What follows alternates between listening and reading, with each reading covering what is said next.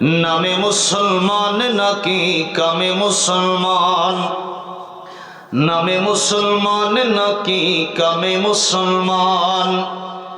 নামে কামে মিল না হলে, নামে কামে মিল না হলে বইবে যে তুফান। তুমি নামে মুসলমান নাকি কামে মুসলমান, তুমি নামে মুসলমান নাকি কামে মুসলমান। নাম রেখেছে আব্দুর রহিম, কালমা জানে না।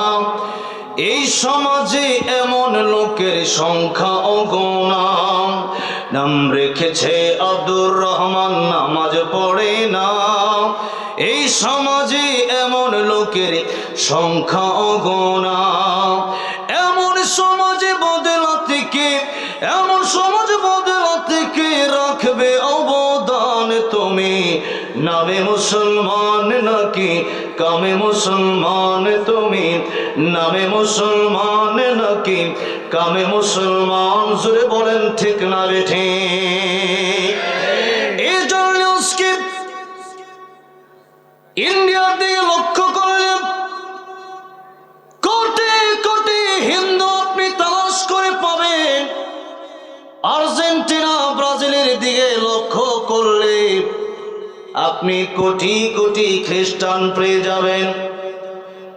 আর এই মুসলমান নামধারী অসংখ্য অগণিত মুনাফিক, এই মুনাফিক গুলো তালাশ করার জন্য আমেরিকা লন্ডনে যাওয়ার দরকার নাই, দুবাই মালয়েশিয়া ইন্দোনেশিয়া যাওয়ার দরকার নাই, ঢাকাতে যাওয়ার দরকার নাই, জামালপুরে যাওয়ার দরকার নাই, টাঙ্গাইলে শহরে যাওয়ার দরকার নাই। নিজ নিজ এলাকাতে খুঁজলেই দেখবেন এলাকাতে মুনাফিকের অভাব নাই। আল্লাহর নবী, বিশ্ব নবী রাহমাতুল লিল আলামিনের কাছে একদিন জিবরাইল আমিন আলাইহিস সালাম মুনাফিকের লিস্ট নিয়ে আসলেন। ইয়া রাসূলুল্লাহ, ইয়া হাবিবাল্লাহ, যে দেখেন মুনাফিকের লিস্টে। আল্লাহর নবী মুনাফিকের লিস্টটি পড়ার সময় প্রথমেই দেখতেছেন ওই লোকের নাম, যে লোক আল্লাহ নবীর পেছনেই নামাজ আদায় করে, লম্বা জুব্বাও আছে, লম্বা পাগড়িও আছে, লম্বা দাড়িও আছে, কিন্তু মুসলমান নয়, সে ব্যক্তি মুনাফিক। আমার ভাইরা, আমার মুরব্বী বাবাজিরা, বড় বড় জুব্বা হলেই আসল খাঁটি ইমানদার হওয়া যায় না। ওপরে বড় বড় দাড়ি থাকলেই আসল খাঁটি ইমানদার হওয়া যায় না। বড় বড় পাগড়ি থাকলে খাঁটি ইমানদার হওয়া যায় না। বড় বড় দাড়ি থাকলে যদি খাঁটি ইমানদার হওয়া যেত, রবীন্দ্রনাথ ঠাকুর সবচাইতে বড় ইমানদার ছিল। দাড়ি মুছে এক সমান, যেরকম ঠিক না বেটি? তার মুড়ি খাইতো কেমন আল্লাহ জানে, বুঝেন নাই? দাড়ি মুছে এক সমান, তারও দাড়ি ছিল। সে আবার কবি নজরুল লিখছে, কবি নজরুল তুমি দাড়ি না রাখিয়া রাখিয়াছ, কবি নজরুল তুমি করিয়াছ ভুল, দাড়ি না রাখিয়া রাখিয়াছ চুল। এটা ঠিকই বলছে নাকি বলেন? হ্যাঁ, কিন্তু রবীন্দ্রনাথ ঠাকুরের দাড়ি ছিল, ছিল না? রবীন্দ্রনাথ ঠাকুরের দাড়ি ছিল।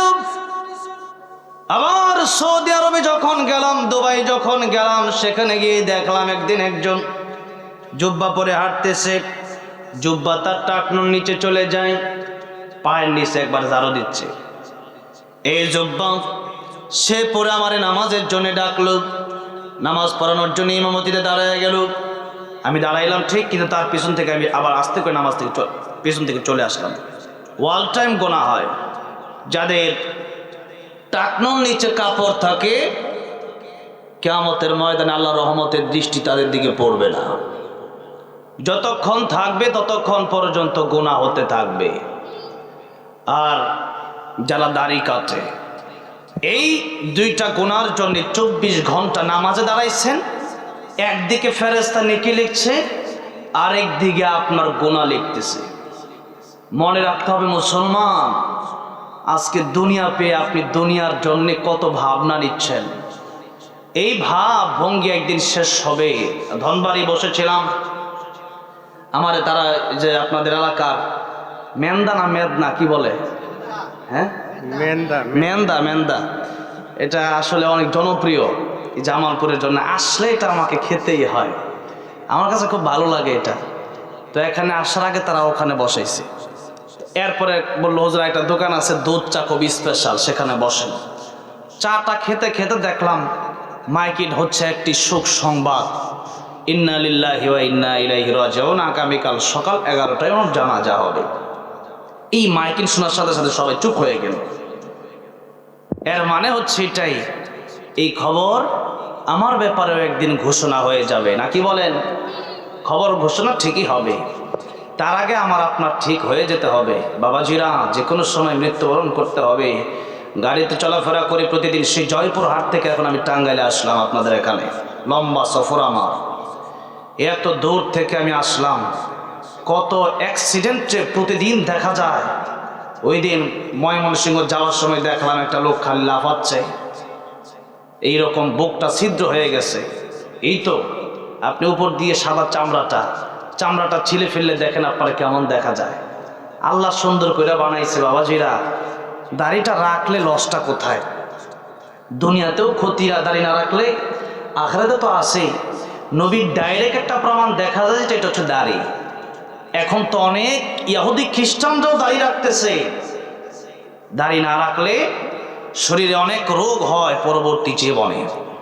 এই জন্যে আমার নবী সাল্লাল্লাহু আলাইহি ওয়াসাল্লাম যদি আমার নবীর খাঁটি আশিক খাঁটি উম্মত হয়ে থাকেন রেখে দেন। আর যদি পরকালে চিন্তা না থাকে তাহলে আর কি আপনাকে বলার কিছু নাই। আর হচ্ছে ট্রাক্টর নিচে যারা কাপড় পরেন, একটু ভাব নেওয়ার জন্য পরেন আর কি, মাঝে মধ্যে একটু উপরে পড়লে কেমন জানি দেখা যায়। এতটুকুই তো, আর তো কিছু নাই। এতটুকুর জোরে নিচে পড়তেছে, 24 ঘন্টা গোনা হচ্ছে। আমি সরে আসলাম, কারণ এই দুইটা জিনিসই তার মধ্যে আমি দেখতে পারলাম। এটা হচ্ছে একটা।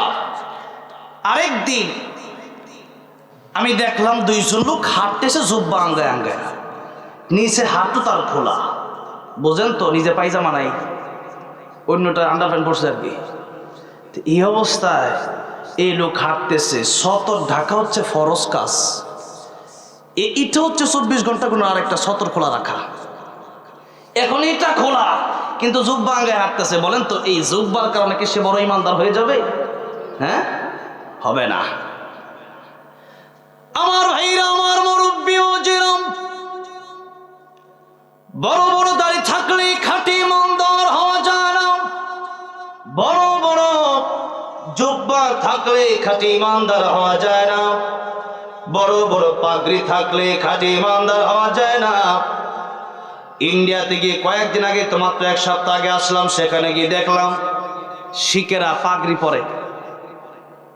ভারতের যে সাবেক প্রেসিডেন্ট ছিল, নামটা কি, মনমোহন সিং নাকি, মনমোহন সিং, সে দেখতে মাঝে মধ্যে আমাদের বাংলাদেশের প্রধানমন্ত্রীর সাথে যখন সাক্ষাৎ করতো তখন দেখতাম যে পাগড়ি পরতো। পাগড়ি, এটা হচ্ছে শিখদের কিন্তু পাগড়ি আছে। তার মানে আপনিও যদি পাগড়ি পরেন ইমানদার না, আপনিও ইমানদার না। আপনি ইমানদার কিনা এটা যদি প্রমাণ করতে চান, আপনাকে ইমানদারির সত্যায়ন করার জন্য আল্লাহ রাব্বুল আলামিন কোরআন শরীফের বহু জায়গায় বহু আয়াতে বলেছেন। এক জায়গায় আল্লাহ রাব্বুল আলামিন বলেন, ইন্নামাল মুমিনুনা আল্লাযীনা আমানু বিল্লাহি ওয়া রাসূলিহি সুম্মা লাম ইয়ারতাবু ওয়া জাহাদু বিআমওয়ালিহিম ওয়া আনফুসিহিম ফি সাবিলিল্লাহ উলাইকা হুমুস সাদিকুন। ঈমানের দাবিতে আমরা যদি বলি এটা করলাম ওটা করলাম, এর মানে আমি ইমানদার না। আল্লাহ রাব্বুল আলামিন বললেন, যদি তোমরা 4 কাজ করতে পারো, 1 নম্বর আমানু বিল্লাহ, আল্লাহর উপর যদি তোমরা ঈমান আনতে পারো, দুই নম্বরে ওয়া রাসূলিহি, আমার রাসূলের উপর যদি তোমরা ঈমান আনতে পারো, সুম্মা লাম ইয়ারতাবু, অতঃপর এর মধ্যে কোনো সন্দেহ থাকতে পারবে না। এরপরে ওয়া জাহাদু, জিহাদ করতে হবে, বিআমওয়ালিহিম, নিজের মাল দ্বারা, নিজের সম্পদ দ্বারা, টাকা পয়সা দ্বারা, নিজের জমি দ্বারা, যা আছে তা দিয়া আল্লাহর রাস্তায় সহযোগিতা করতে হবে। দিনের জন্য টাকা পয়সা কোরবানি করতে হবে, মসজিদে টাকা পয়সা দিতে হবে, মাদ্রাসায় এতিমখানায় টাকা পয়সা দিতে হবে। আর ওয়া আনফুসিহিম ফি সাবিলিল্লাহ, নিজের নফস দিয়া আল্লাহর রাস্তায় জিহাদ করতে হবে। ও মুসলমান, আজকে আমরা আল্লাহর রাস্তায় নিজের জীবন দিতে অনেকে রাজি না। যদি ইমানের আন্দোলনে ডাক দেওয়া হয়, যদি ইসলামের আন্দোলনে ডাক দেওয়া হয়, অনেকেই বলে হুজুররা থাকুক, আমরা নাই। তার মানে হুজুররা থাকুক মানে কি হুজুররা একা জান্নাতে যাবে, আর আপনাদের কি যাওয়ার দরকার নাই? হ্যাঁ, এই জন্য সুন্নত তো শুধু মিষ্টি খাওয়ার নাম নয়, সুন্নত তো শুধু কাইলোলা করার নাম নয়। আপনি সুন্নত মানলেন সহজ সহজ গুলো, আর কঠিন গুলো মানলেন না। উদখুলু ফিস সিলমি কাফা হবে না, পরিপূর্ণ ইসলামের ভিতরে আপনি প্রবেশ করতে পারলেন না। আর পরিপূর্ণ ইসলামের ভিতরে প্রবেশ করে না হচ্ছে মুনাফিকেরা। এই জন্যে সুন্নত শুধু মিষ্টি খাওয়ার নাম নয়, উহুদের ময়দানে রক্ত ঝরানোটাও হলো একটা সুন্নত। সেটার দিকে আমাদের লক্ষ্য রাখতে হবে। জোরে বলেন ঠিক না বেঠিক? সুন্নাত নয় শুধু দাওয়াতের মেহমান, সুন্নাত নয় শুধু খাওয়া শেষ মধুপান, আরো কিছু সুন্নাত আছে তুমি জানো কি? জানলেও জীবনে কখনো তমানো কি? সুন্নাত শুধু নয় মাজলুম সহায়ক, আর সুন্নাত হলো হংকার গর্জন। সুন্নাত শুধু নয় মেষ চড়তে যাওয়া, আর সুন্নাত হলো পাথরের আঘাত খাওয়া।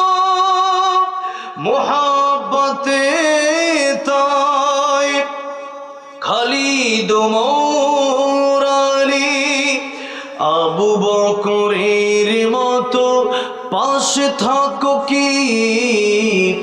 আরো কিছু সুন্নাত আছে তুমি জানো কি? জানলেও জীবনে কখনো তামানো কি? জোরে বলেন ঠিক না বেঠিক? আমার ভাইরা, আমার মুরব্বী বাবাজিরা, আজকে আমরা শুকরিয়া আদায় করি আল্লাহ সুবহানাহু ওয়া তাআলা মুসলমানের ঘরে আমাদেরকে জন্ম দিয়েছেন। মুসলমান একটা দেশের ভিতরে আমরা জন্মগ্রহণ করেছি যেখানে 95% মুসলমানের দেশ। ইন্ডিয়া গিয়েছিলাম, ওয়াজ মাহফিল করার পরের দিনই আমার পুলিশ গ্রেফতার করেছে। একটা দিন আমার কারাগারে তার নাই। হাজার হাজার হিন্দুদের ভিতরে 5টা-10টা মুসলমান পরিবার বসবাস করে। মন চাইলে এভাবে কোরআনের দাওয়াত দেওয়া যায় না, মন চাইলে জোরে জোরে আজান দেওয়া যায় না, মন চাইলে জোরে জোরে জিকির করা যায় না। ও মুসলমান, একজন পুলিশ আমার দাওয়াত দিয়েছিল, মুসলমান পুলিশ। তার বাড়িতে আমি ছিলাম। তার একজন বড় ভাই, উনি আমাকে বলতেছেন, আফসোস যদি আমি বাংলাদেশের মানুষ হতে পারতাম, নিজের বড় ধন্য মনে করতাম। এই বাংলাদেশে আমি আপনি জন্মগ্রহণ করেছি, মুসলমান হইয়া বুক ফুলে চলি।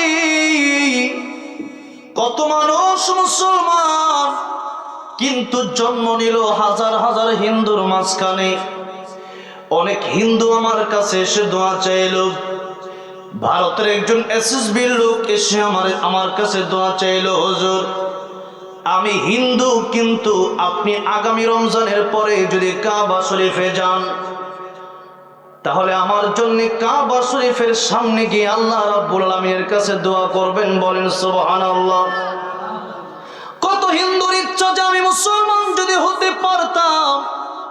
ইসলাম ধর্ম এত সুন্দর, যে ধর্ম মিথ্যাকে সাপোর্ট করে না, যে ধর্ম মদকে সাপোর্ট করে না, গাঁজাকে সাপোর্ট করে না, ইয়াবাকে সাপোর্ট করে না, যে ধর্ম মা বাবাকে কষ্ট দেওয়া সাপোর্ট করে না, যে ধর্মের ভিতরে মারামারির কোনো স্থান নাই, ওই ধর্মের চাইতে সুন্দর কোন ধর্ম হতে পারে না। হিন্দুরা আমারে বলতেছে, হুজুর মুসলমান হতে মনে চায়, কিন্তু মুসলমান আমরা হতে পারি না।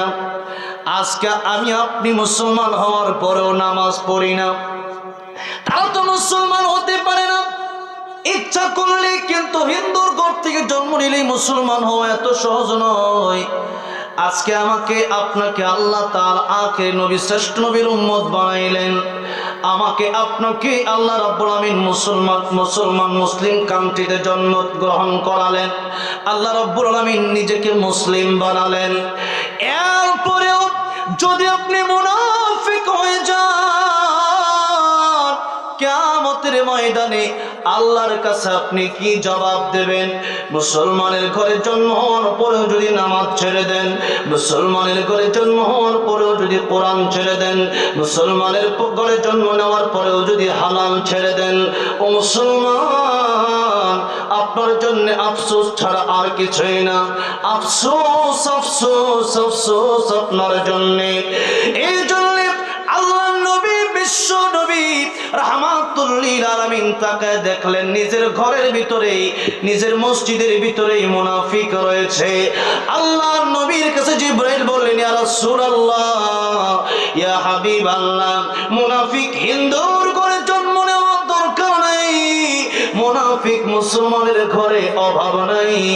এই জন্য আমার ভাইরা, আমার মুরব্বী বাবাজিরা, ইসলামের ভিতরে ইসলামের ক্ষতি যারা করেছে, হিন্দু তত ক্ষতি করে নাই, খ্রিস্টান তত ক্ষতি করে নাই, বেঈমানরা তত ক্ষতি করে নাই, মুনাফিকরা যত বেশি ক্ষতি করেছে। এই জন্য আল্লাহ রাব্বুল আমিন কোরআন শরীফের ভিতরে মুনাফিকদের ব্যাপারে বলেছেন, ইন্নাল মুনাফিকিনা ফিদ দারকিল আসফালি মিনান নার ওয়া লান তাজিদা লাহুম নাসীরা। ও নবীজি, মুনাফিকরা আছে এরা কিয়ামতের ময়দানে জাহান্নামের সবচাইতে তলদেশে থাকবে। আর ওয়ালান তাজিদ লাহুম নাসীরা, তাদের জন্য আপনি কোনো সুপারিশকারী সেদিন খুঁজে পাবেন না। এই জন্য আমার ভাইরা, আমার মুরব্বী বাবাজিরা, আজকে দেখা যায় মুসলমান নামধারী হয়ে আমরা বসে আছি, মুসলমানিত্বকে আমরা এতটা সহজ মনে করেছি, কিন্তু আল্লাহ তাআলা বলছেন না, আম হাসিবতুম আন তাদখুলুল জান্নাহ, জান্নাত এত সহজ নয়। মাসালুল লাযীনা খালাউ মিন ক্বাবলিকুম, অথচ তোমাদের পূর্বে কত মানুষ ইসলামের জন্য জীবন দিয়ে দিল, কত কষ্ট করলো, তারা যেমন পরীক্ষা দিল, তোমরা কি মনে করেছো তোমাদেরকে আমি আল্লাহ পরীক্ষা নেব না? অবশ্যই আমি আল্লাহ রাব্বুল আমিন তোমাদের কাছ থেকে পরীক্ষা নেব। পরীক্ষায় যদি পাস না করতে পারো, জাহান্নাম ছাড়া কোনো গতি নাই। এই জন্য পরীক্ষায় আমাদের পাস করতে হবে। এই দুনিয়াতে তো পরীক্ষারই হল, লিয়াবলুকুম আইয়ুকুম আহসানু আমালা। আল্লাহ রাব্বুল আমিন বলেন, এই পৃথিবী তোমাদের পরীক্ষার হল, কে ভালো আমল করতে পারে এটা আমি আল্লাহ রাব্বুল আমিন তোমাদেরকে দেখব। এই জন্য আমার ভাইরা, আমার মুরব্বী বাবাজিরা, এই দুনিয়া পরীক্ষার হলে এসে পূর্ববর্তী মানুষেরা, নবীরা, সুহাদায়ে কেরাম, সাহাবায়ে কেরাম রাদিয়াল্লাহু আনহুম আজমাইন জীবন দিয়েছেন, জীবন দিয়ে তারা আল্লাহর তৈরি জান্নাতে পৌঁছেছেন। যদি প্রয়োজন হয় আল্লাহর কোরআনের জন্য, আল্লাহর দ্বীনের জন্য আমাদেরকেও যুদ্ধের ময়দানে নামতে হয়, আল্লাহর কোরআনের জন্য যদি জীবন দিতে হয়, দিতে রাজি আছেন? দুটি হাত তুলে আল্লাহরে দেখা।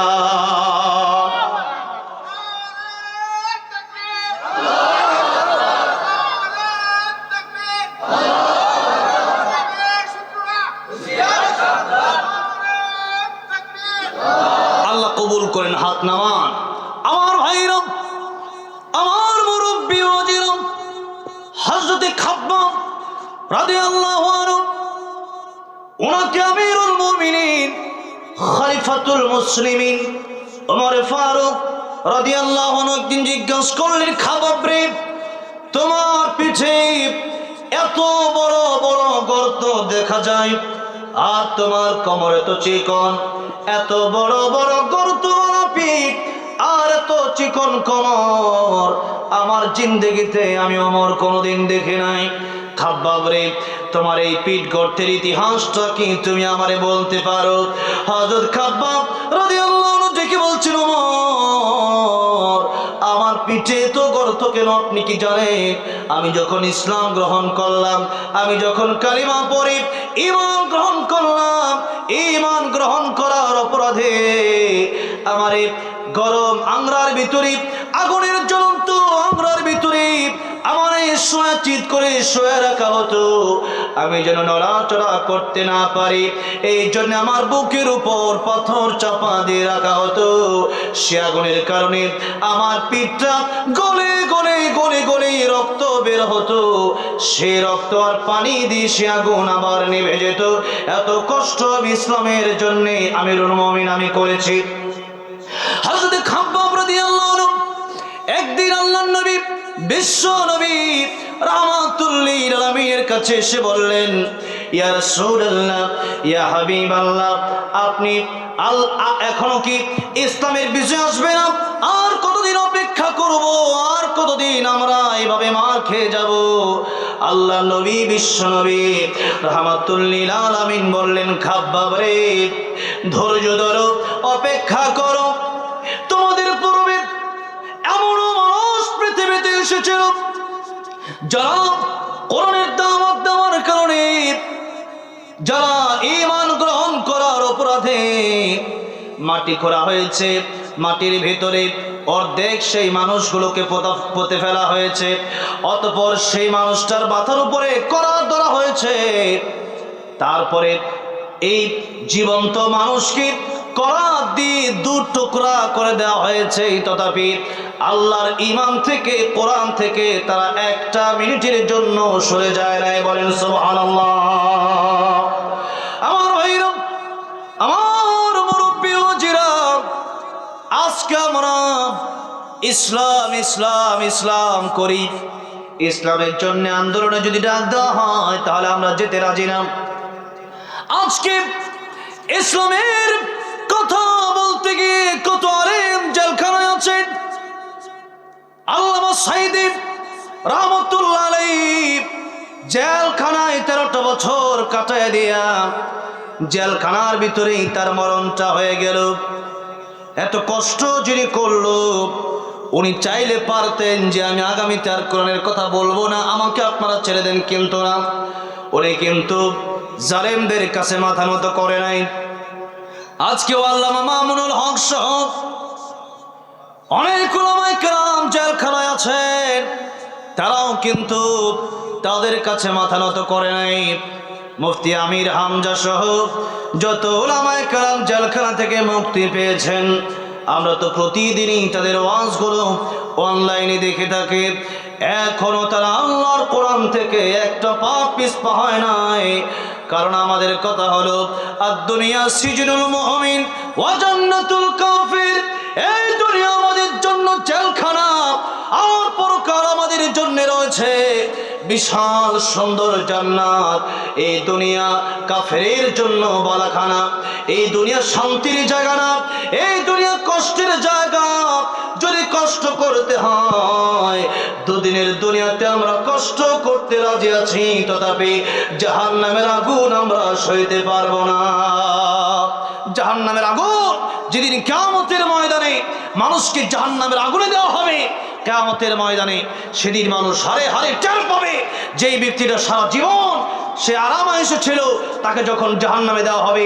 আর যে ব্যক্তিরা সারা জীবন কষ্টে ছিল, ঠিক মতো খাওয়া দাওয়া করতে পারে নাই, ভালো একটা কাপড় চোপড় পরতে পারে নাই, এই লোকটাকে যখন জান্নাতে দেওয়া হবে, অতঃপর তাদেরকে জিজ্ঞাসা করা হবে যে তোমাদের কেমন লাগছে বলো, তোমরা দুনিয়াতে কেমন আরাম করেছিলে, কেমন কষ্ট করেছিলে। যে ব্যক্তিটা জান্নাতের ভেতরে যাবে, জান্নাতের সুখ নাজ নেয়ামত দেখবে, ওই ব্যক্তির দুনিয়াতে সারা জীবন কষ্ট করার পরেও এই ব্যক্তি বলবে আমি আমার জীবনে কোনো কষ্ট কাকে বলে এটাই জানি না। জোরে বলেন সুবহানাল্লাহ। কষ্ট কারে বলে এটা আমি জানি না, এটা আমি দেখিনি। জোরে বলেন সুবহানাল্লাহ। আর যে ব্যক্তি সারা জীবন সুদের টাকা, ঘুষের টাকা, মানুষকে নির্যাতন করে সেই টাকা খেয়ে পেটকে মোটা করেছে, এটা তো সুদ খাওয়া, ঘুষ খাওয়া, টাকা খাওয়া নয়।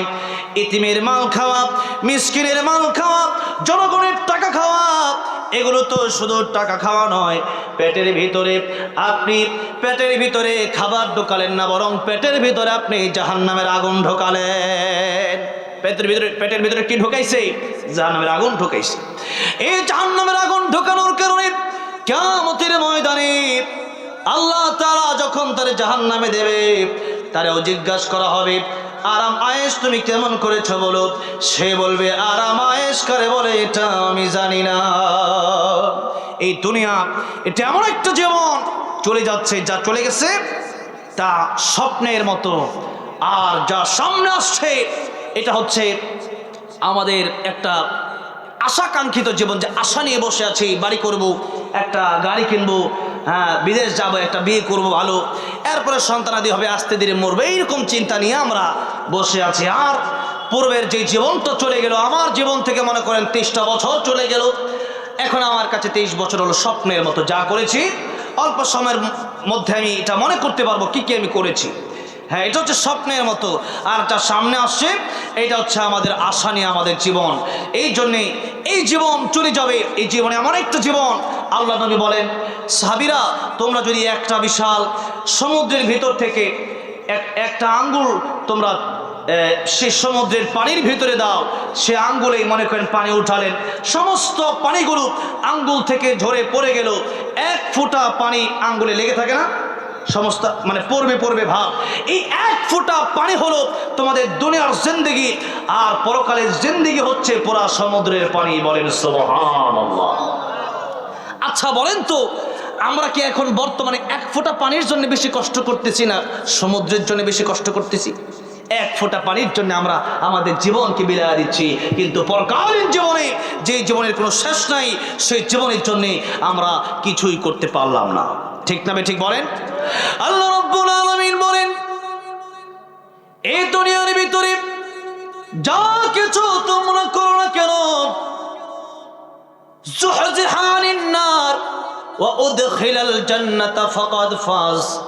আল্লাহ রাব্বুল আলামিন বলেন সফল কাম তো তারা জাহান্নাম থেকে বেঁচে যারা চিরজীবনের সুখ জান্নাতের ভিতরে যেতে পারবে। আর এই দুনিয়া হলো আমাল হায়াতুদ দুনিয়া ইল্লা মাতাউল গুরুর। এই দুনিয়া ধোঁকা ছাড়া আর কিছুই না। এই দুনিয়া কি? ধোঁকা। এই দুনিয়াটা এমনই ধোঁকা, বাড়ি গাড়ি নারী। আল্লাহ নবী বললেন সাহাবায়ে কেরাম শোনো, এক লোক মারা যাবে, মারা যাওয়ার সময় তার 3 জন ভাই, একজন ভাইকে জিজ্ঞেস করলো ভাই তুমি আমি মারা গেলে তুমি আমার জন্য কি করবে? ভাই বলল তোমার জন্য আমি কিছুই করতে পারবো না, তুমি মরে গেলে আমি তোমার জন্য কিছুই করতে পারবো না। আরেকজন ভাইকে জিজ্ঞেস করলো ভাই রে তুমি আমার জন্য কি করতে পারবে? ভাই বলল তোমার জন্য আমি বাজারে গিয়ে কাপড়ের কাপড় আনতে পারবো, জংলায় গিয়ে বাঁশ কাটতে পারবো, তোমার জন্য আমি গোলাপ জল কিনে আনতে পারবো, আগরবাতি কিনে আনতে পারবো, গোসলের জন্য সাবান কিনে আনতে পারবো, একটু গরম পানি আনতে পারবো, বড়ই পাতা থেকে বড়ই গাছের পাতা আনতে পারবো, তোমার জন্য আমি মসজিদ থেকে মসজিদের খাটটা আনতে পারবো। অতঃপর 4 জনের ভিতরে খাটিয়ার 4 জায়গার এক জায়গায় আমি ধরবো, অতঃপর তোমার কবরে নামাবো, কবরে নামায়া চিরজীবনের জন্য মাটি দিয়া আমি আবার চলে আসবো। যাক মোটামুটি তাও ভালো। তৃতীয় ভাইকে জিজ্ঞেস করলেন, ভাই রে আমার জন্য তুমি কি করবা? ভাই ডাক দিয়া বলল, ভাই রে তোর ওই দুই ভাইয়ের মতো আমি না, আমি তোর সাথে কবরে যাব। জোরে বলেন সুবহানাল্লাহ। আমি তোর সাথে কবরে যাব, আমি তোর সাথে মিজানে যাব, আমি তোর সাথে পুলসিরাতে যাব, আমি তোরে জান্নাতে যাওয়ার আগ পর্যন্ত তোর সাথেই থাকবো। চিৎকার দিয়ে বলেন সুবহানাল্লাহ। এখন আপনারা মনে করতে পারেন এই তিন ভাইয়ের কথা যে নবীজি বললেন, তিন ভাই মনে হয় সাধারণ এরকম মানুষের মতো ভাই না। তিন ভাইয়ের নবীজি বলেন, তিন ভাইয়ের এক নম্বর ভাইয়ের নাম হলো টাকা পয়সা সম্পদ। এই টাকা পয়সা সম্পদ কোটি কোটি টাকা আপনি ব্যাংকে রাখতে পারেন, মৃত্যুর সাথে সাথে একটা টাকাও আপনার কবরে দেওয়া হবে না। জুড়ে বলেন ঠিক না বেঠিক? এই কাফনের কাপড় যেদিন আমাকে আপনাকে পরানো হবে, কাফনের কাপড়ের কি পকেট আছে?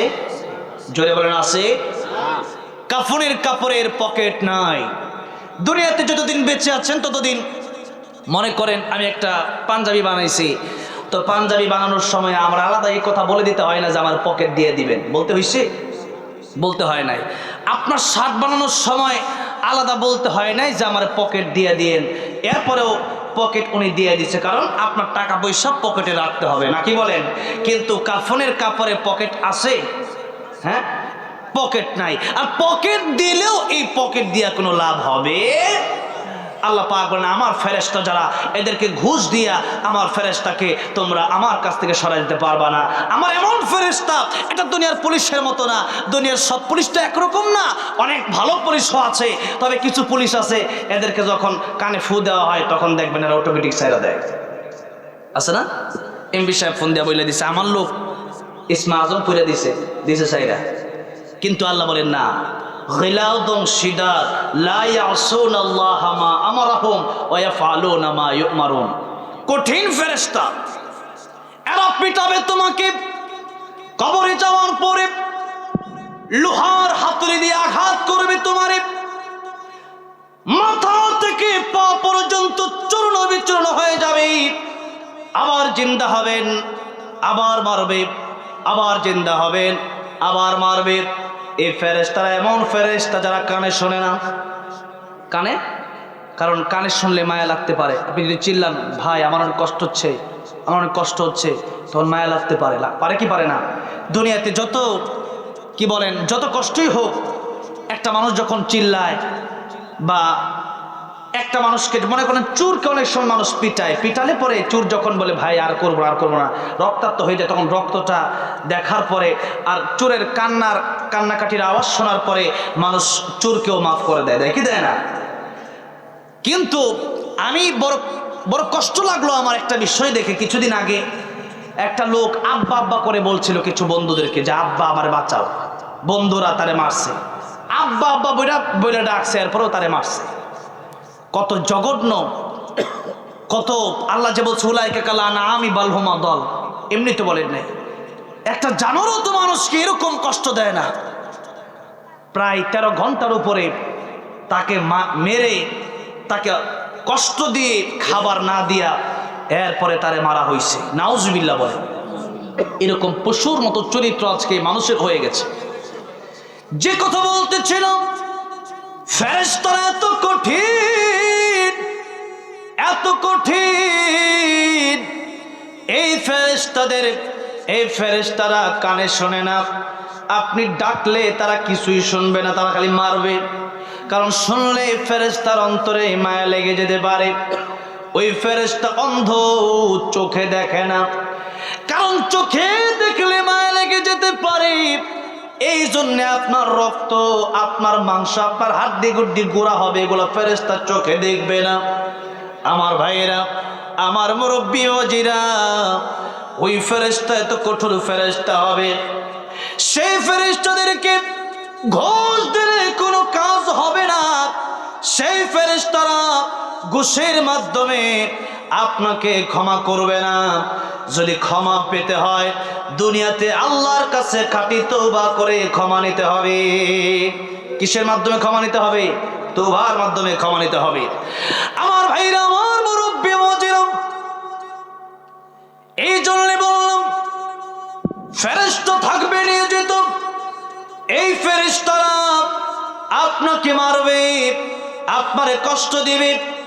সেই দিন কাফনের কাপড়ে পকেট নাই, আর পকেট থাকলেও টাকা নিয়ে গেলেও ফেরেশতাকে ঘুষ দিলে কোনো লাভ হবে? লাভ হবে? লাভ হবে না। এই জন্য আল্লাহর নবী বললেন, ও আমার সাহাবীরা, এক নম্বর ভাইয়ের নাম হলো যে ভাই মৃত্যুর পরে তোমার সাথে সাথে আলাদা হয়ে যাবে। অগ্রণী ব্যাংকে, ডাচ বাংলা ব্যাংকে, ইসলামী ব্যাংকে, আল আরাফা ব্যাংকে, আর যত ব্যাংক আছে এই ব্যাংকে কোটি কোটি টাকা আপনি জমাতে পারেন। মৃত্যুর পরে একটা টাকাও আপনার সাথে যাবে না। যাবে নাকি? 3.5 হাত মাটির ঘর ছাড়া, 3 টুকরা কাফনের কাপড় ছাড়া কিছুই যাবে না।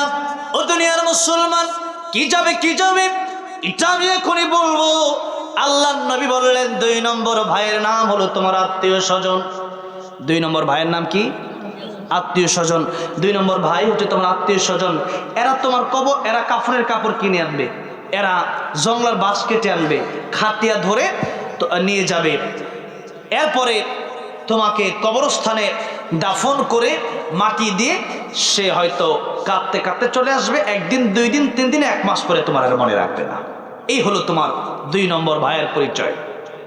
আর আজকে আমরা এই 2 ভাইয়ের জন্য এমন কষ্ট করছি, মনে হয় যে চিরজীবন আমরা দুনিয়াতে থাকবো। 1 নম্বর সম্পদের জন্য, 2 নম্বর পরিবারের জন্য। সম্পদের পিছে সময় ব্যয় করতে করতে নামাজ পড়ার সময় পায় না লোকেরা। হ্যাঁ, সম্পদের পিছনে ছুটতে ছুটতে সময় পায় না। বউরে সময় দিতে গিয়া ফজরের নামাজ পড়তে পারে না, ছেলেরা আদর করতে গিয়ে জোহর পড়তে পারে না, খেলাধুলা করতে গিয়ে আসর পড়তে পারে না। সম্পদকে আর এই আত্মীয় স্বজনকে এমন সময় দিচ্ছে মনে হবে যে কিয়ামত পর্যন্ত দুনিয়াতে সে বেঁচে থাকবে। আহারে, 3 নম্বর যে ভাইয়ের কথা আল্লাহর নবী বললেন, ওই ভাইয়ের নাম হলো আমর। ওই ভাইয়ের নাম কি? নেকামল। ওই ভাইয়ের নাম কি বলেন? নেকামল। নেকামল মানে হচ্ছে নামাজ খালি না, নেকামল মানে রোজা খালি না, নেকামল মানে হজ খালি না, যাকাত খালি না। নেকামল মানে আপনার জীবনে যা কিছু হবে সব হবে আল্লাহর হুকুমে, রাসূলের তরিকায়। কি বলেন, ঠিক না ঠিক? আজকে আমাদের দেশে অনেকেই রাসূলের তরিকার কথা বলে না। আমার বাবা ওইটা বলছে, তোমার বাবা কি বলছে ওইটা দিয়ে ইসলাম চলবে না। বাবা কি বলেছে, দাদা কি করেছে, ওটা দিয়ে ইসলাম চলবে। আল্লাহ কি বলেছেন, রাসূল কি করেছেন, ওটার নাম হলো ইসলাম। কি বলেন, মনে থাকবে আপনাদের? ওই বাবা হুজুর এটা বলছে, খাজা বাবা ওইটা বলছে, তালা বাবা ওইটা বলছে, এগুলো দিয়ে ইসলাম চলবে না। বাবা দিয়ে ইসলাম চলে না। আল্লাহ রাব্বুল আলামিন কোরআন শরীফের ভিতরে বলেছেন, কুল ইন্না সালাতি ওয়া নুসুকি ওয়া মাহইয়ায়া ওয়া মামাতি লিল্লাহি রাব্বিল আলামিন। ওগো নবীজি, আপনি বলেন, আমার নিশ্চয় আমার নামাজ, অনুসুকি আমার কোরবানি, ও মাহইয়ায়া আমার জীবন, ও মামাতি আমার মরণ, লিল্লাহি রাব্বিল আলামিন। কার জন্য? কার জন্য নিবেদিত? আল্লাহ রাব্বুল আলামিনের জন্য। জীবনে যা করবেন সব হবে আল্লাহর খুশির জন্য। কার খুশির জন্য হবে? আল্লাহর খুশির জন্য। আল্লাহর খুশির জন্য যদি না হয়, আল্লাহর জন্য যদি নিবেদিত না হয়, তাহলে অনেক সময় নির্বাচনের আগে নেতা দেখা যায় টুপি পরে, পাঞ্জাবি পরে, সারা জীবন করছে ছবি, নির্বাচনের আগে পরে টুপি। হ্যাঁ, কি বলেন? সারা জীবন সিনেমা কইরা এরপরে সে ভালো হয় যা আমি খুব পরহেজগার নামাজি, ওযু আছে না নাই সেটা দেখার দরকার নাই, নেতা গিয়া নামাজে খারাপ হয়ে গেছে। হ্যাঁ, এরকম হয় কি হয় না? নামাজের সময় হয়ে গেছে, নেতা চিন্তা করলে আমি নামাজ না বলে তো ভোটটা দেবে না, সেই ভোটের জন্য পরে গিয়া নামাজ হারায় যায়। ওযু আছে না নাই সেটা দেখার দরকার নাই। এই নামাজিদের ব্যাপারে আল্লাহ বলেছেন, ফাওয়াইলুল লিল মুসাল্লিন। এরকম নামাজিরা দুজকে যাবে। কোথায় যাবে? দুজকে যাবে। ভাইরা আমার, মুরব্বী বাজির আমার, নামাজ তো পড়তেছেন, নামাজ কি আদৌ হচ্ছে কিনা তা কয়দিন চিন্তা করেছেন? নামাজ তো পড়তেছেন, নামাজের ভিতরে সূরা কেরাত ঠিক আছে কিনা তাকে চিন্তা করেছেন? নামাজ তো পড়তেছেন, গোসলের ফরজ আদায় করেছেন কিনা তাকে চিন্তা করেছেন? নামাজ তো পড়তেছেন, ওযুর ফরজ আদায় হলো কিনা তাকে চিন্তা করেছেন? চিন্তা করেন নাই। আপনার এই নামাজ দিয়ে কীভাবে আপনি জান্নাতে যাবেন? আপনি কোরআন পারেন না, আপনার সন্তানকে আপনি কোরআন না শিখালে পরে, এই সন্তান কোরআন না শিখলে পরে নামাজ পড়বে কিভাবে?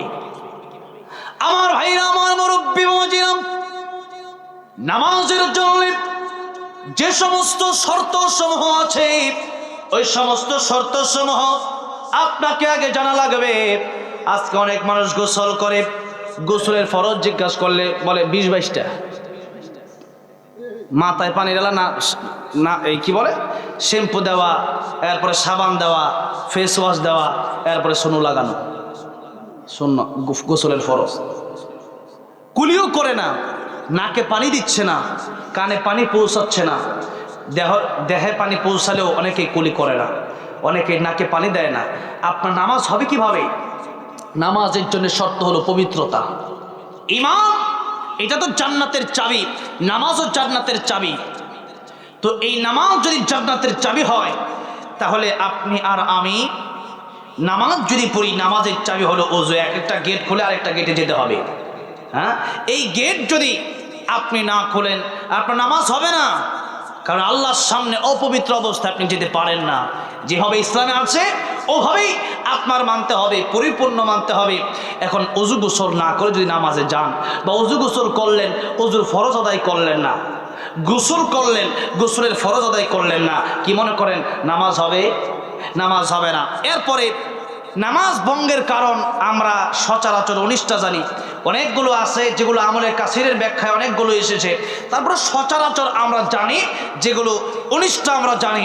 19টার ভেতরে নামাজ ভঙ্গের প্রথম কারণ কি আপনারা বলতে পারবেন? বলেন কি? নামাজে কি পড়া? অশুদ্ধ পড়া। তার মানে যারা বলতেছেন আর কি পারেন না, নামাজে কি পড়া? কোরআন শরীফ অশুদ্ধ তিলাওয়াত করা। কোরআন শরীফ যদি অশুদ্ধ তিলাওয়াত করে নামাজ না হয়, আমি কি বলবো, আমি ভাষা খুঁজে পাই না। মাঝে মধ্যে আমি অনেক বক্তা, অনেক আলেম দেখেছি যারা চেয়ারে বসার পরে ওয়াজ করে ঠিক, কিন্তু কোরআন শরীফ তাদের সহি শুদ্ধ নাই। কিভাবে পারে তারা ওয়াজ করতে? আবার অনেক লোক দেখেছি বয়স হয়ে গেছে কিন্তু কোরআন শরীফ তিলাওয়াত করতে পারে না। মসজিদের বহু ইমাম আমি দেখেছি আল্লাহর কোরআন সহি শুদ্ধভাবে তিলাওয়াত করতে পারে না। আমি এরপরে রিপ্লাই করে নামাজ আমার পড়তে হয়। কারণ নামাজের মধ্যে গায়রে কারির পিছনে কারির নামাজ হবে না। যে যার কোরআন তেলাওয়াত শুদ্ধ, যার অশুদ্ধ তার পিছনে নামাজ হবে না। আর কোরআন শরীফ অশুদ্ধ পড়া মানে আপনি কোরআন শরীফের আয়াতকে আপনি অর্থটা আপনি পরিবর্তন করে দিলেন। এলেঙ্গা ওই গ্যাস পাম্পে, তো ওখানে আমি দাঁড়ালে মাঝে মধ্যে নামাজ পড়ি। এদিকে তো প্রোগ্রাম আমার বেশি, সিরাজগঞ্জে বেশি। একদিন যাচ্ছি তো ভাবলাম কে যেন নামাজ পড়াচ্ছে। নামাজ পড়ানোর সময় দিকে শার্ট প্যান্ট পরা, নামাজে দাঁড়ায় গেছে। তো নামাজ যখন দাঁড়ায় গেছে চিন্তা করলাম নামাজে তার সাথেই দাঁড়াই। এখন লক্ষ্য করে দেখলাম যে সে তিলাওয়াত করতেছে কুল হুয়াল্লাহু আহাদ। আহাদ মানে একক, আহাদ মানে কি? একক। আর আহাদুন মানে হচ্ছে ওয়াদা। তো আল্লাহ একক, এটা জায়গায় যদি হয়ে যায় আল্লাহ ওয়াদা, তাহলে কি হইল? অর্থটা হইল। আপনার নাম মনে করেন রুবেল, আপনারা যদি আমি মনে করেন যদি বলি পুবেল, নিচে একটা দেবো কে লিগিয়া, আমার নাম ব্যাঙ্গাস কে লিগিয়া, যেরকম ঠিক না ঠিক, ঠিক তেমনি ভাবে কোরআন যদি আপনি শুদ্ধ করে সুন্দরভাবে সহিভাবে তিলাওয়াত করতে পারেন, কোরআন আপনাকে কিয়ামতের ময়দানে সুপারিশ করে আল্লাহ তরি জান্নাতের ভেতরে পৌঁছে দেবে। আর যদি আল্লাহর কোরআন আপনি সহি শুদ্ধভাবে তিলাওয়াত না করতে পারেন, কোরআন শরীফের অর্থ পরিবর্তন হয়ে যাচ্ছে। এই কোরআন শরীফ অনেক সময় কোরআন শরীফ বাংলাতে অনেকেই পড়ে, বাংলাতে কোরআন শরীফ পড়া যাবে না, নিষিদ্ধ, হারাম। বাংলাতে কোরআন শরীফ ছাপানো যাবে না।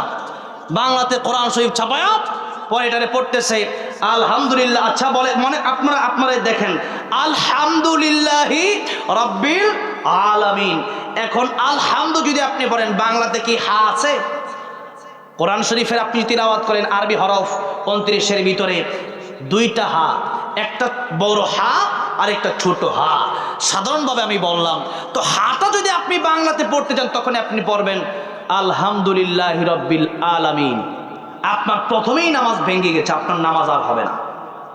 আজকে বাংলাতে বাংলা পড়তে পড়তে পড়তে পড়তে কোরআন শরীফটাকেও বাংলা বানানো হয়েছে। যারা বাংলা এই কোরআন শরীফ করেছে, বাংলায় কোরআন শরীফ যারা অনুবাদ ভিন্ন কথা, অর্থ ভিন্ন কথা, অর্থ তো পড়বেনি, কিন্তু কোরআন শরীফের ডাইরেক্ট নিচের লাইনে লেখা থাকে বাংলা, এভাবে সম্পূর্ণ হারাম, এভাবে কোরআন শরীফ পড়া জায়েজ নাই, পড়া যাবে না। আমার ভাইরাম, আমার মুরব্বী মজিরম, আল্লাহর কোরআন আল্লাহ শুধু তাবিজের জন্য দেয় নাই। আল্লাহর কোরআন আল্লাহ রাব্বুল আমিন শুধু পরে পরে বুকে ফোদাওয়ার জন্য দেয় নাই। আল্লাহ রাব্বুল আমিন কোরআন শরীফ আমার জন্য আপনার জন্য দিয়েছেন। তামাম পৃথিবীতে আমি আর আপনি জীবনে যা কিছু করব আল্লাহর কোরআন থেকে নিয়ে করব। কোরআন শরীফ দিয়ে আমি নামাজ পড়ব, কোরআন শরীফ দিয়ে আমি আমার জীবন ব্যবস্থা পরিচালনা করব, কোরআন শরীফ দিয়ে আমি আমার রাষ্ট্র পরিচালনা করব। এই জন্য আল্লাহ কোরআন দিয়েছেন। সমস্ত কিছু আল্লাহর কোরআন দিয়ে চালাতে হবে। আজকে আমরা কোরআন শরীফ করে রেখে দিয়েছি, 1 মাস 2 মাস 6 মাস চলে যায়, আল্লাহর কোরআনের উপর ময়লা পরে ভরে যায়, টিভি ঢেকে রেখেছেন, কিন্তু আল্লাহর কোরআনটা একবার আপনি হাতে নিয়ে একটা চমা খেতে পারেন না, আল্লাহর কোরআনটা পরিষ্কার করতে পারেন না। আপনি কিভাবে মনে করতেছেন যে আপনি জান্নাতে চলে যাবেন? জান্নাতে যাওয়ার জন্যে কোরআনকে মহব্বত করতে হবে সেরকম ভাবে, কারণ কোরআন এটা গায়রে মাখলুক। কোরআন কি গায়রে মাখলুক? কোরআন মাখলুক নয়, কোরআন হচ্ছে আমার আল্লাহর কালাম। কোরআন কার কালাম? আল্লাহর কালাম। এই কোরআন শরীফ আল্লাহর কালাম। এই জন্য কিয়ামতের ময়দানে যারা প্রতি রাতে সূরা মুলুক তিলাওয়াত করবে, কোন সূরা?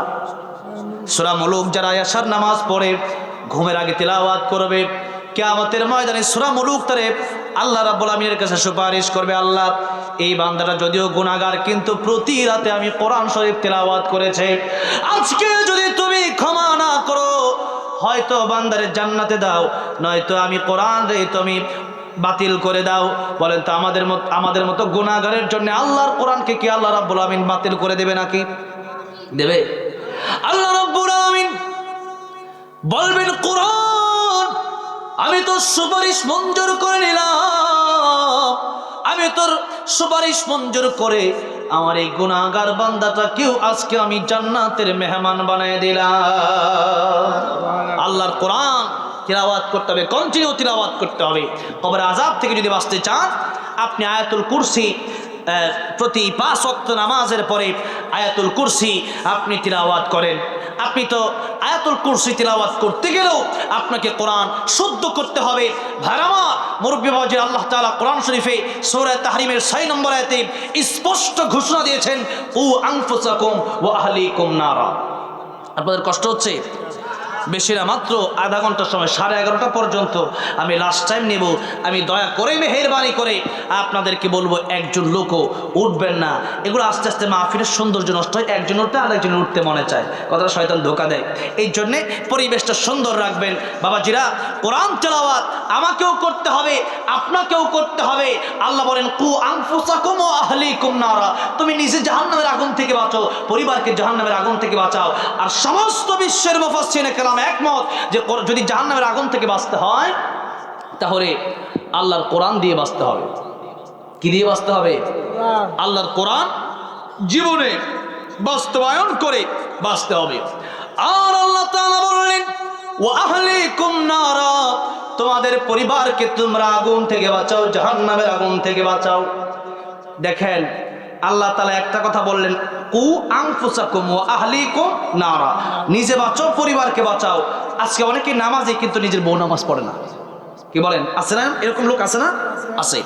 অনেকে নামাজি, আপনার সন্তানটা নামাজ পড়ে না।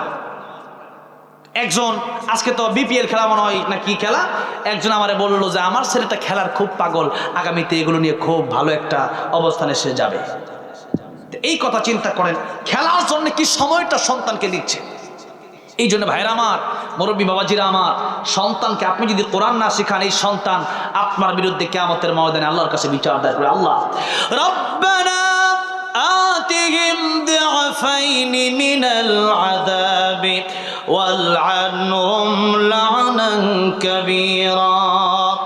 আল্লাহ তাআলা আমাদের রব, বাবার কারণে কোরআন শিখতে পারি নাই, বাবা ডাক্তার বানাইছে, বাবা ইঞ্জিনিয়ার বানাইছে, বাপে আমারে সব শেখাইছে, ব্যবসা কেমনে করতে হয় এটা শেখাইছে, কেমনে খাওয়া দাওয়া করতে হয় এটা শেখাইছে, কেমনে মানুষের সাথে ভালো করে চলতে হয় এটা শেখাইছে, কিন্তু আল্লাহর কোরআন আমারে শিক্ষা দেয় নাই।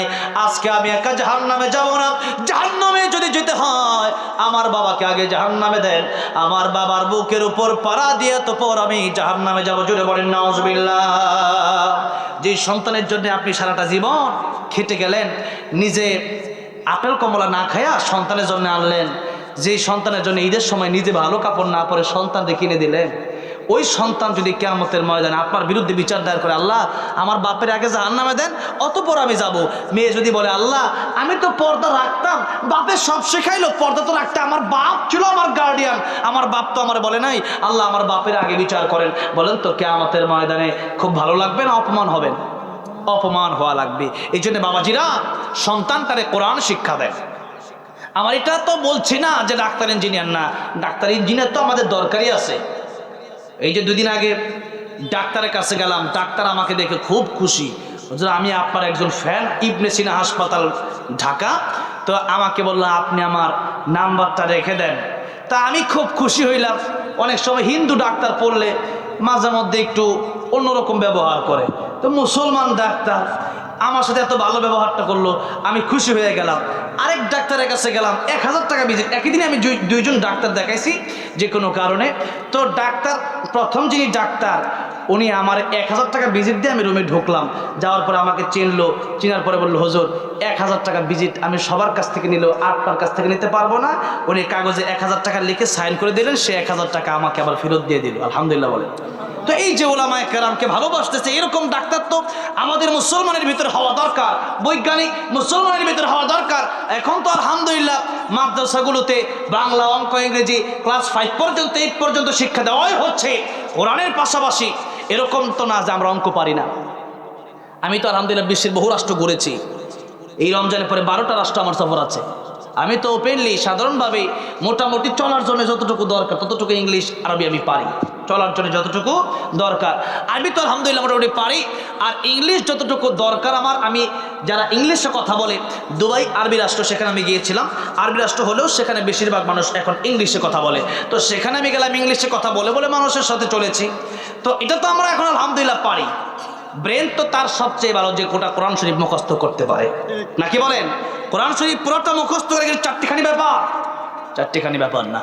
আমার ভাইরা, আমার মুরব্বী বাজার, 2টা বছর 5টা বছর ছেলেটাকে আপনি কোরআন শিখান, এরপরে আপনি ডাক্তার ইঞ্জিনিয়ার বানান, কোনো সমস্যা নেই।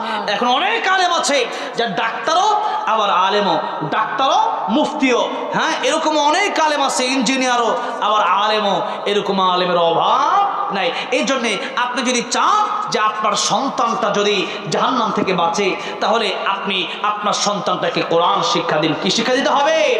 আল্লাহর কোরআন শিক্ষা দিতে হবে। অতঃপর আসুন, এই সন্তানকে যদি কোরআন শিক্ষা দিতে পারেন, আল্লাহ নবী, বিশ্ব নবী রাহমাতুল লিল আলামিন বলেন, দুনিয়ার মানুষেরা রে, তোমাদের যখন মৃত্যু হয়ে যাবে, তোমাদের সব আমল শেষ হয়ে যাবে, আর আমল করতে পারবে না, আমলের দরওয়াজা বন্ধ হয়ে যাবে, কিন্তু তোমাদের 3টা আমল বাকি থাকবে। জোরে বলেন কয়টা আমল? একটা আমলের নাম হলো সদকায়ে জারিয়া। একটা আমলের নাম কি বলেন? সদকায়ে জারিয়া।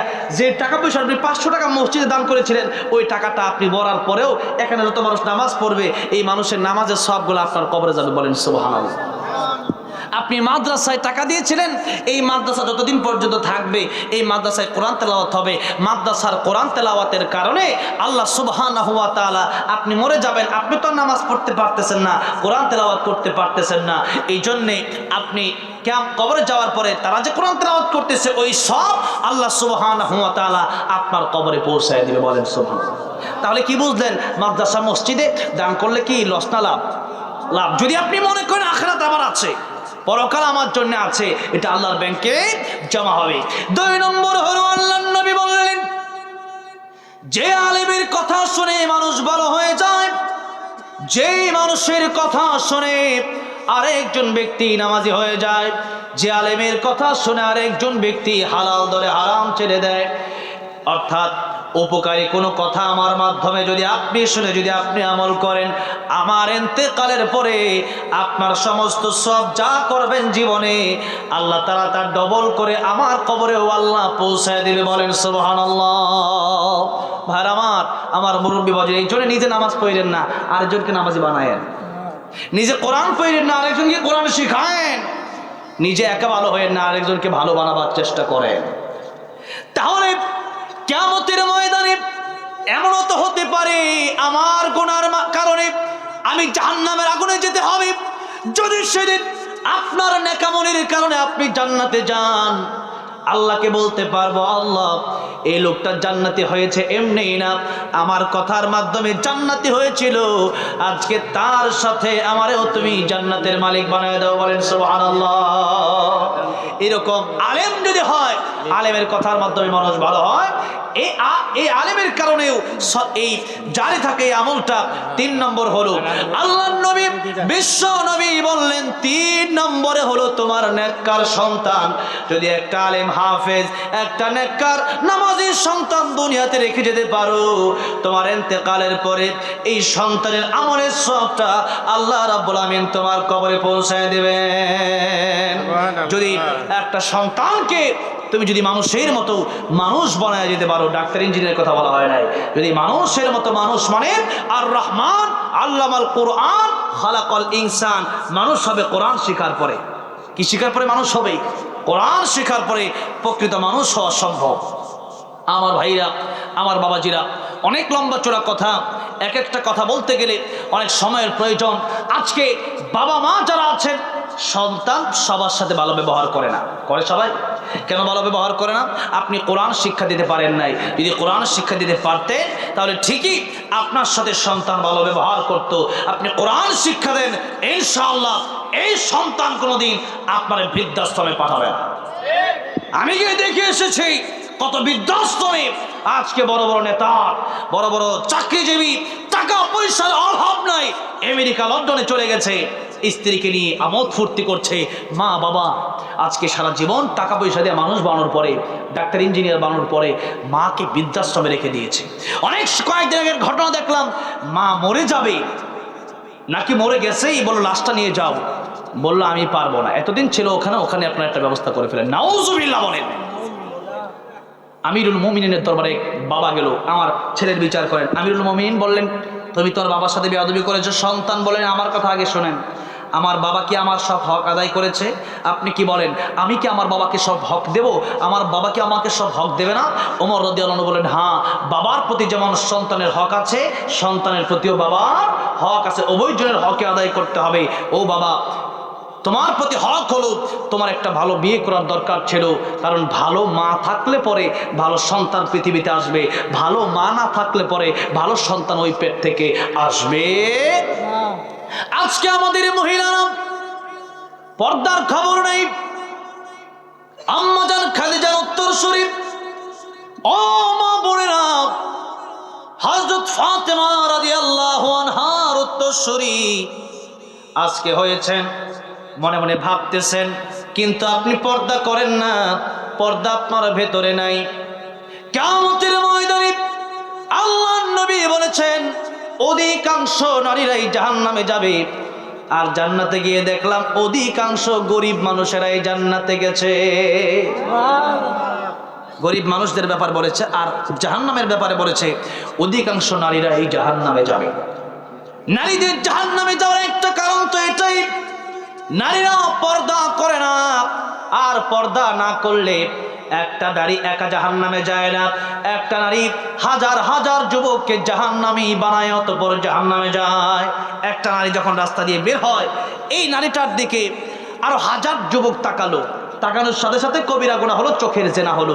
আর এই চোখের জেনার কারণে 1000 যুবককে জাহান্নামে যেতে হবে। নাউজুবিল্লাহ বলে। আজকে অনেক সময় পুরুষের বিচার করা হয়, নারীটা করা হয় না।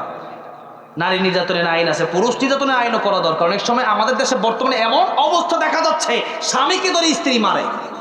কিরকম নাই মনে হয়? পত্রপত্রিকার খবর যদি আপনারা দেখেন, মিডিয়ার খবর যদি আপনারা দেখেন, এরকম অভাব নাই।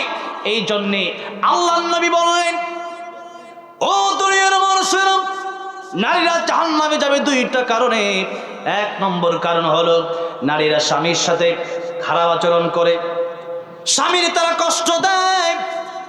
আজকে আমাদের সমাজের নারীর দিকে তাকালে অনেক নারী এমনও বলে যে তোমার ঘরে আসছিলাম, তোমার ভাগ্যটা বড় ভালো, অন্য আরো বহু ভিআইপি স্বামী আমার ছিল, এরকম বলে না?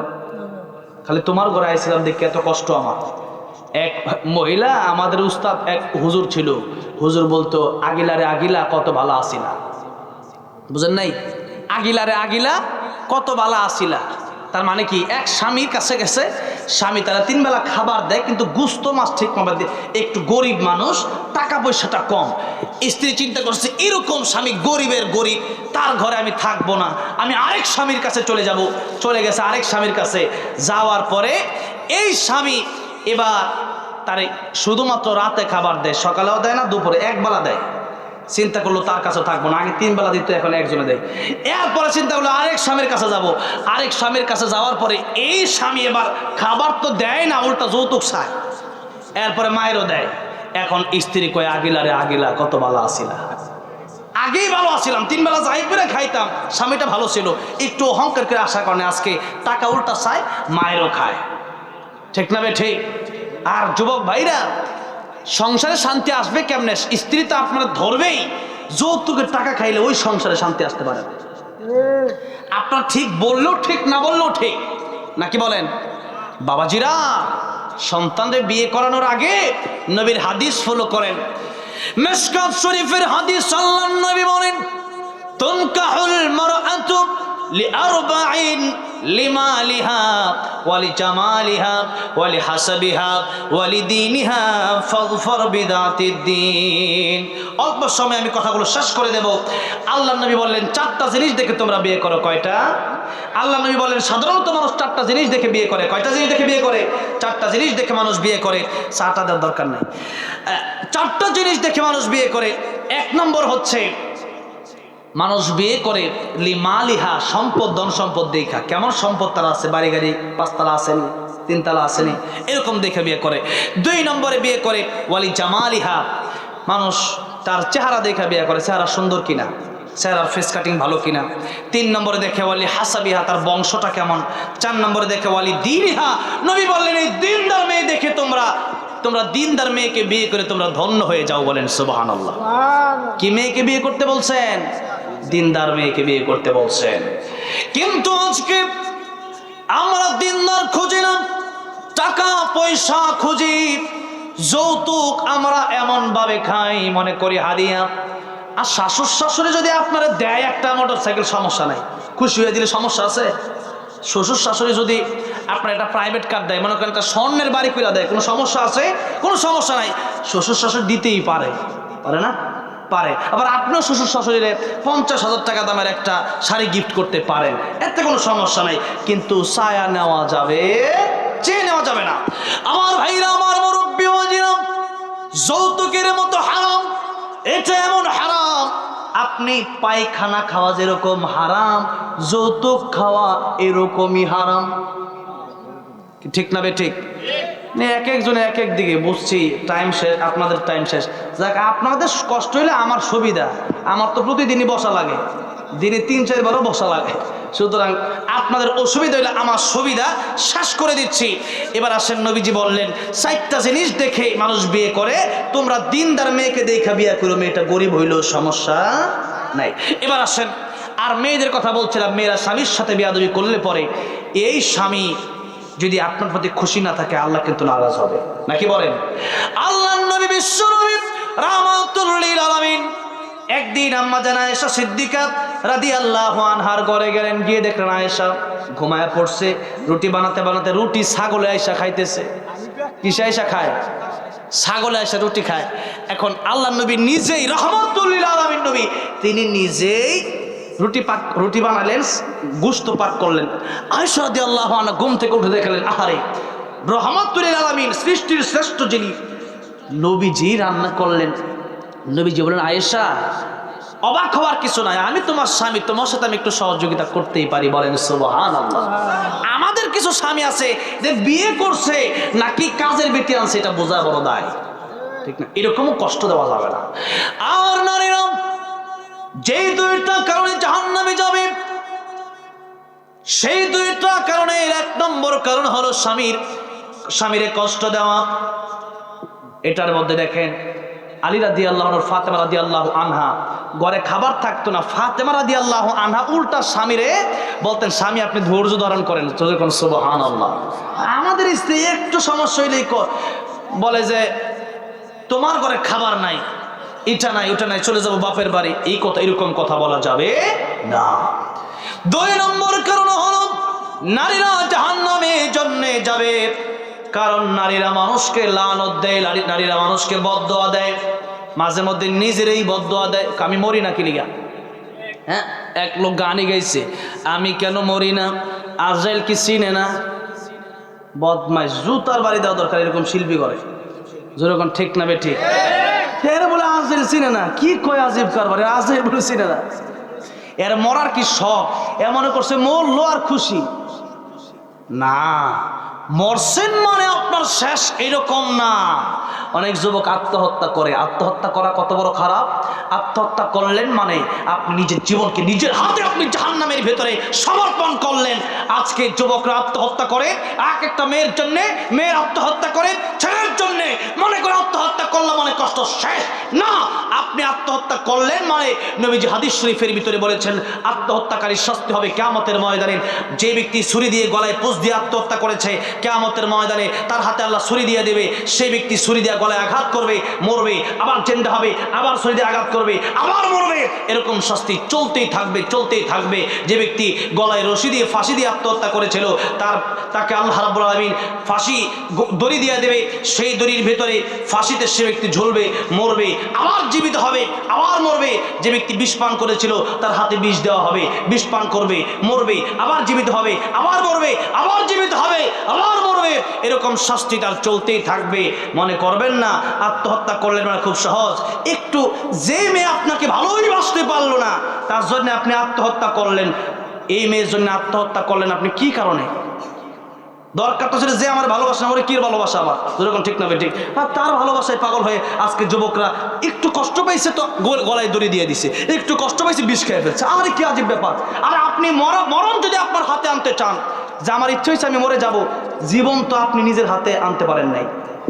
যখন মায়ের পেট থেকে বের হয়েছিলেন, মনে করেন 1988 সালে আপনার জন্ম হয়েছিল, আপনি তো এমনটা বলতে পারেন নাই আল্লাহ 1988 সালে পাঠাবো, আমি 1987 সালে দুনিয়াতে চলে যাব, বলতে পারছিলেন?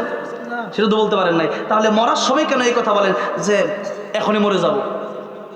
আল্লাহ রাব্বুল আলামিন যেটা যেভাবে বলেছেন সেভাবেই করতে হবে। আত্মহত্যার পর যারা বেছে নিবেন এদের জীবন বড় ধ্বংসকর জীবন, বড়, এই জন্য জাহান্নামে যেতে হবে। আমার ভাইরা, আমার মুরব্বী বাবাজিরা, যেই কথা আমি বলতেছিলাম, মনে আছে আপনাদের? কি বলছিলাম এর আগে? আত্মহত্যার জায়গায় কোন কথা থেকে গেলাম মনে নাই?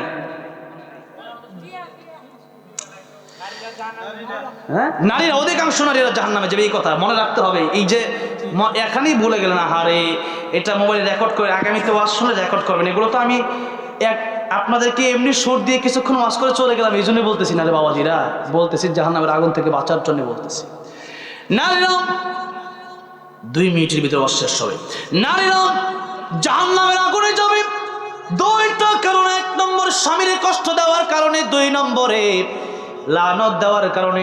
একটু কিছু হলেই ছেলের বদদোয়া দেয়, মেয়ের বদদোয়া দেয়, অনেক সময় ভাইয়ের বদদোয়া দেয়, অনেক সময় নিজেরই বদদোয়া দেয়, আমি কেন মরি না, আল্লাহকে আমার দেখেন আমার নিতে পারে না। এই সমস্ত কথা কোনোভাবেই বলা যাবে না।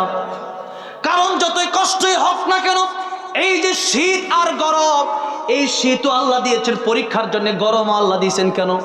পরীক্ষার জন্য। গরমের ভিতরে নামাজ পড়তে হবে, আবার শীতের ভিতরে কষ্ট করে। অনেক মানুষ গরমের সময় পড়লো, শীতের সময় ঘুমায়।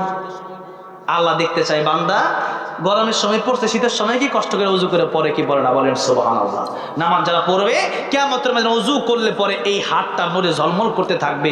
আমার নবীজি তাদেরকে সুপারিশ করে জান্নাতের মালিক বানায় দেবে। এই জন্য বাবা, যে একটু কষ্ট হলেও দুনিয়াতে কষ্ট করেন, আখিরাতে কষ্ট করার কোনো সিস্টেম নাই। যদি আপনি দুনিয়াতে যদি আপনি কষ্ট না করতে পারেন তবে আখিরাতে কষ্ট করতে হবে।